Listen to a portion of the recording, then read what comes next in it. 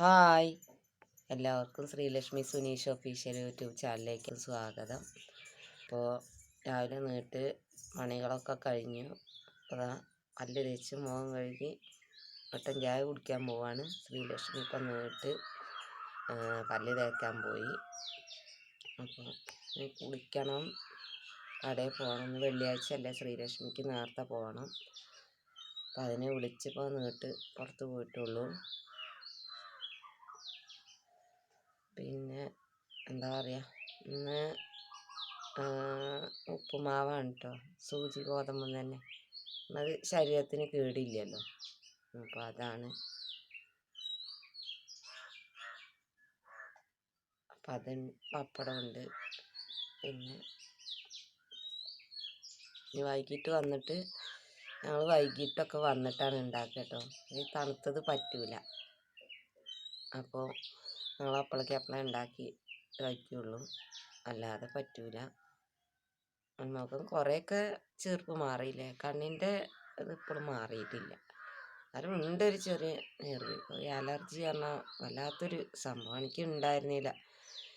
എനിക്ക് എലിപ്പനി, മഞ്ഞപ്പിത്തം അതൊക്കെ വന്ന് മാറിയതാണ്. അപ്പോൾ അതിൻ്റേതായിട്ടുള്ള അതുണ്ട്. പിന്നെ എന്ത് വന്നാലും എനിക്ക് ഭയങ്കര പേടിയാണ്.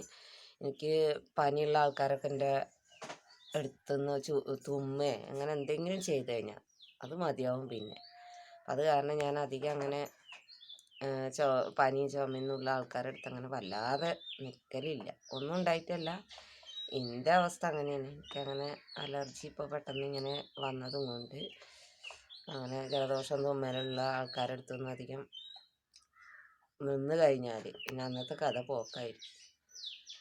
അപ്പോൾ അങ്ങനെ പൊടി കയറിയാൽ മതി. അപ്പോൾ അങ്ങനെയൊക്കെയാണ്. അപ്പോൾ ഞങ്ങൾ ചാനൽ കാണാത്തവരുണ്ടെങ്കിൽ കാണുക, സബ്സ്ക്രൈബ് ചെയ്യുക, ബെല്ലൈക്കൺ അടിച്ച് പൊട്ടിക്കുക, കമൻറ്റ് ചെയ്യുക കേട്ടോ.